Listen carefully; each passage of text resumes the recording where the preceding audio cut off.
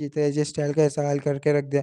Brooke Lesnar एक ऐसे wrestler थे जिसके ऊपर डब्ल्यूडब्ल्यूई अंडरटेकर और के बाद ब्रूक लेसनर एक ऐसे रेसलर थे जिसने रेसलमेनिया के अंदर अंडरटेकर को भी हराया था, लेकिन उसको भी डब्ल्यूडब्ल्यूई से निकाल दिया डब्ल्यूडब्ल्यूई वालों ने। आप सोचिए ना, इतना बुरा हाल कर रहे डब्ल्यूडब्ल्यूई वाले रेसलर्स का, जिनसे ऑडियंस इमोशनली कनेक्ट रहती है बाकी। और जब वही रेसलर नहीं रहेंगे तो ऑडियंस तो डब्ल्यूडब्ल्यूई देखना छोड़ ही देगी।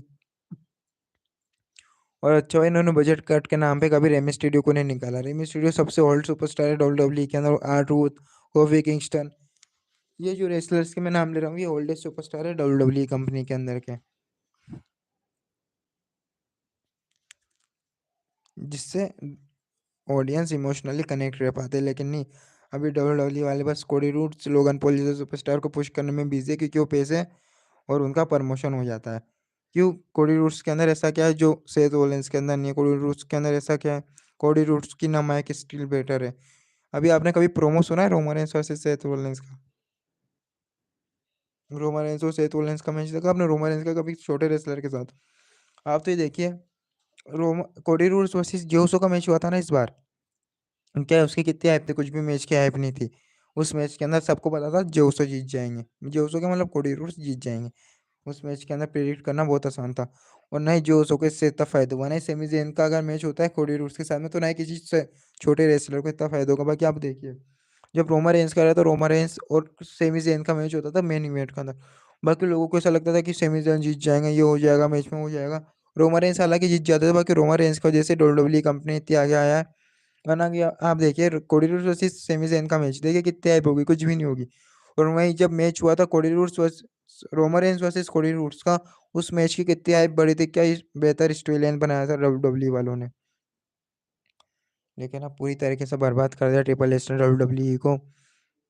और ये डब्ल्यूडब्ल्यूई की बिगेस्ट मिस्टेक थी। कोडी रोड्स सबसे बड़ी, फिर दूसरी मिस्टेक थी सोलो सिकोआ को पुश ना करना, ऑस्टिन थियरी जैसे रेसलर को पुश मत करना। और तीसरी मिस्टेक थी डब्ल्यूडब्ल्यूई के वो रेसलर जिनसे ऑडियंस इमोशनली कनेक्ट हो, उनको डब्ल्यूडब्ल्यूई से निकाल फेंकना। गोल्डबर्ग को तो अब जाके बड़ी मुश्किल से लाया डब्ल्यूडब्ल्यूई वाले, जब डब्ल्यूडब्ल्यूई वालों को लगा कि कोई बड़ा सुपरस्टार नहीं बचा है डब्ल्यूडब्ल्यूई के अंदर।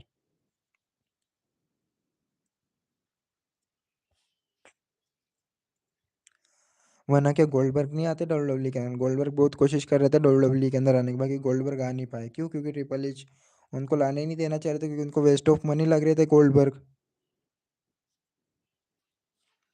और ऐसे ट्रिपल एच की वजह से डब्ल्यूडब्ल्यूई बर्बाद होती जा रही है। और ये डब्ल्यूडब्ल्यूई की सबसे बड़ी मिस्टेक है ट्रिपल एच की, जो गोल्डबर्ग को वेस्ट ऑफ मनी, इन्होंने स्टोन कोल्ड को डब्ल्यूडब्ल्यूई के अंदर नहीं बुलाया, क्योंकि वो ज़्यादा पैसे ले रहे थे तो उस हिसाब का कमा के भी देते। स्टोन कोल्ड कितने बड़े रेसलर पता है ट्रिपल एच को भी। बाकी ट्रिपल एच आधे रेसलरों से खुन्नस खा के बैठे रहते हैं।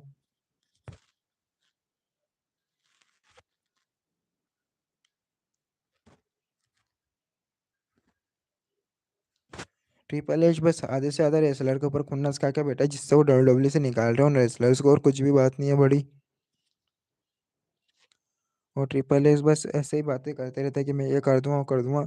वो जब से आया रेसलमेनिया इतना बड़ा पेपर है, उसको देखने में मजा नहीं आया। आप ही बताइए, आपको मजा आया कभी रेसलमेनिया देखने में? इस बार के रेसलमेनिया 41 ऐसा लग रहा था द रोक आएंगे, बाकी हमें द रोक नहीं देखने को मिले।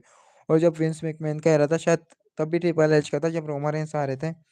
बाकी जो स्क्रिप्ट थी मैच की आप देखिए, उसके अंदर सोलो सिकोवा आ गए, जो ओसो आ गए, जिमी ओसो आ गए, जॉन सीना आ गए, कैसे कैसे रेसलर हमें देखने को मिले, द रोक देखने को मिले। बाकी तब भी पैसों के चक्कर में डब्ल्यूडब्ल्यूई वालों ने नहीं बुलाया था स्टोन कोल्ड को, उनकी जगह है अंडरटेकर। फिर भी इतने ग्रेट रेसलर्स के सामने रोमा रेंस अपनी चैंपियनशिप आ रहे थे। आप सोचो रोमा रेंस कितने ग्रेट तरीके से आ रहे थे। तो नहीं, जब कोडी रोड्स का रेन ऑन होता है, कौन आता है? Travis Scott.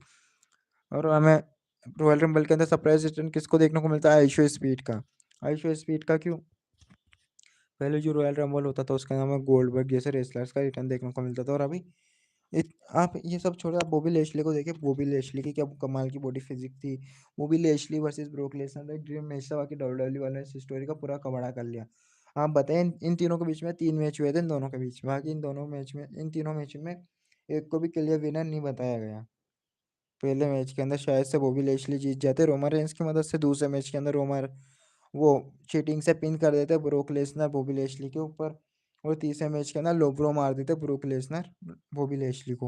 और इस तरीके से इनके तीनों मैच खत्म हो जाते, वरना इनकी स्टोरी लाइन